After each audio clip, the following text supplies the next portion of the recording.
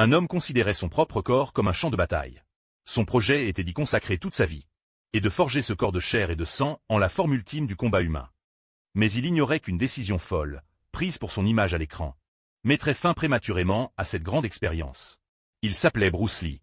Mort il y a un demi-siècle, il reste pourtant une référence inégalée dans le monde des arts martiaux. Ses jambes étaient de véritables armes de destruction. Selon certains témoignages, d'un simple coup de pied latéral, il aurait fait éclater un sac de sable de 45 kilos. Le cuir s'est déchiré et le sable s'est envolé. Si une telle force frappait des os humains, les conséquences seraient inimaginables. Mais c'était loin d'être la limite de sa puissance. Un autre exploit, plus controversé encore, raconte que, d'un coup de pied, il aurait envoyé un sac de sable spécial de 317 kilos, jusqu'à un plafond situé à 5 mètres de haut. Les physiciens débattent encore aujourd'hui, avec moins de 60 kilos. Comment pouvait-il produire une telle puissance explosive? Son élève, la star hollywoodienne James Coburn, en fut témoin de ses propres yeux. Il confirma que l'énorme sac de sable chez Bruce Lee avait bien été envoyé jusqu'au plafond d'un coup de pied, dans un bruit sourd. Mais au-delà de la puissance, il y avait aussi la vitesse. Il s'est un jour mesuré au champion américain de karaté Vic Moore. La règle était simple, Bruce Lee attaquait. Et la seule mission de Moore était de bloquer. Les images ont capturé cette scène saisissante. Ses coups de poing étaient fulgurants, avant même que les signaux visuels de Moore n'atteignent son cerveau. Le poing avait déjà frappé son visage. Après coup, Moore affirma avoir réussi à en bloquer une partie. Mais le ralenti a démenti son affirmation. La vitesse de Bruce Lee dépassait les limites de réaction d'un adversaire de niveau champion. Un autre combat consigné dans les archives eut lieu en 1960. Il déclara publiquement que le kung-fu était supérieur au karaté. Cette déclaration mit en colère un maître japonais de karaté. Les deux s'affrontèrent à huis clos dans un gymnase de Seattle. Seules quelques personnes étaient présentes, dont l'arbitre.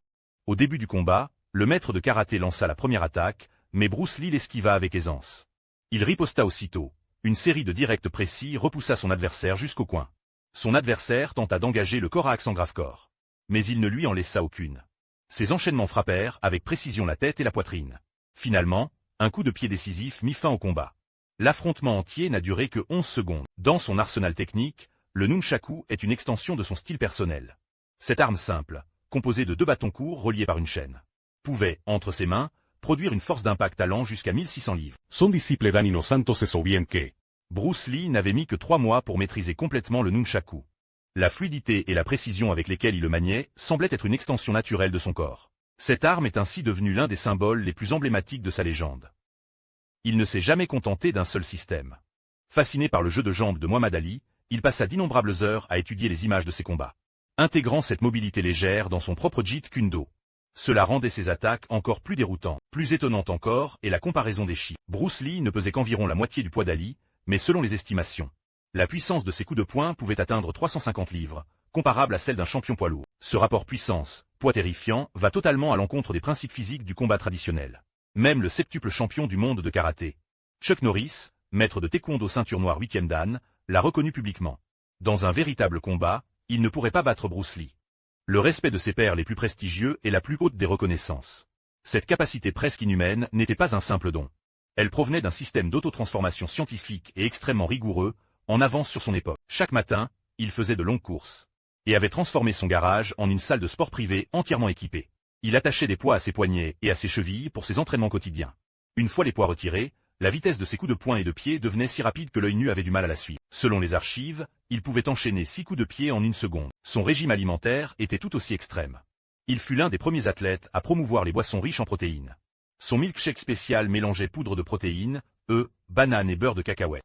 Et même des coquilles d'œufs broyées et du bœuf cru. Comme une machine de précision, il alimentait son corps avec le carburant le plus efficace.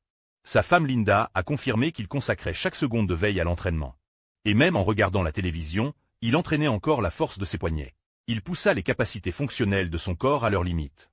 Mais il finit par en payer le prix pour un objectif qui n'avait rien de fonctionnel. Tout cela pour obtenir une image parfaite à l'écran. Il estimait que les traces de sueur sous les aisselles nuisaient à son image. Ainsi, quelques mois avant sa mort, il subit une opération qui paraissait impensable à l'époque. On lui retira les glandes sudoripares sous les aisselles. Glands sudoripares. C'est le système le plus essentiel de régulation de la température du corps humain. Pour un combattant soumis à un entraînement d'une intensité extrême, dont le métabolisme est extrêmement rapide, son importance est évidente.